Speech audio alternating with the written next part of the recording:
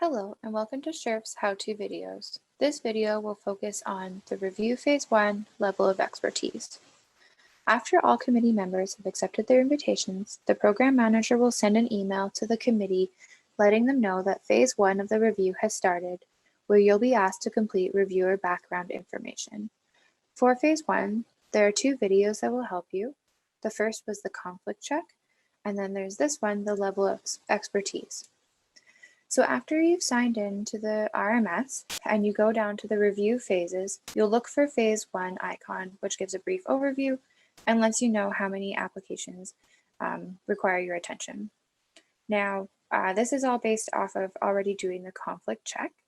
So once you've done that and you're now looking to do your level of expertise, any applications you had a conflict left with will no longer show up here.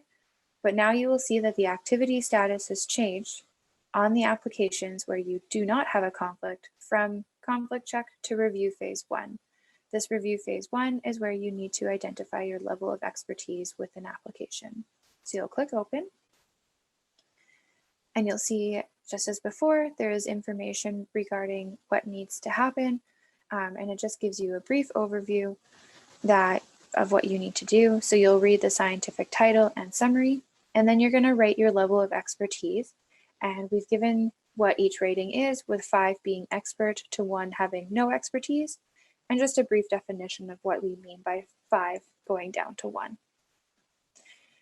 Please note that you can share any comments with the program manager regarding the application and your information on your review expertise, but this is optional, it's not mandatory, and it's more just a space so that you can communicate with the program manager and the chair.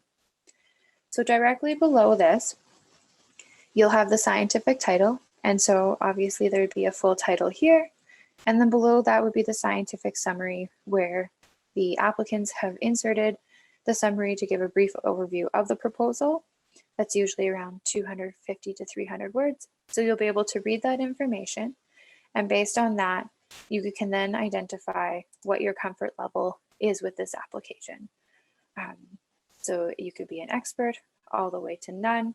I'm going to say I'm highly knowledgeable, I feel well informed, but I wouldn't consider myself an expert. You'll briefly explain your expertise. So you can say, I know quite a bit in this area.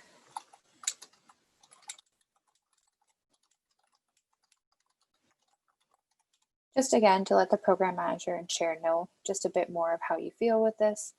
And if there's any other comments you wanted to give to the program manager, you can place these here. But as you can see, this spot doesn't have a red asterisk. That means it's not mandatory. Also, you'll see that there are word counts below the text, and that just lets you know how much space you have. If you've decided, like, maybe I want to sit and think about this a bit, you can click Save Draft. And what that'll do is save your information, but it won't submit it. But once you are comfortable with your information and would like to submit it, you'll click the Submit button here. It'll do a quick making sure that you are okay with this. Also, it'll let you know that once you do submit, you'll no longer have access to edit the information. But if you do this by mistake, you can always contact SHRF and one of us will help you out. So just contact helpdesk@shrf.ca. But I feel good, I've got everything in there. I'll click yes. And now the form is locked down. A couple of things about the form too, is you can see there is this jump to, so it's like a table of contents, and you're able to actually see the review background. So when it comes to the level of expertise information or the conflict check, if you were reading this through and it sounds, and again, you're reading who the principal applicant was, and you're like, maybe I actually do have a conflict, you can check to see this information again, just to make sure. Also note, usually you'll have more than one application that you'll have to look at and make sure to see what your level of expertise is. And you can click through those just by clicking here. So after you've submitted, you can click the right arrow button and that'll take you to the next one. And that is completing the level of expertise for phase 1 of the review.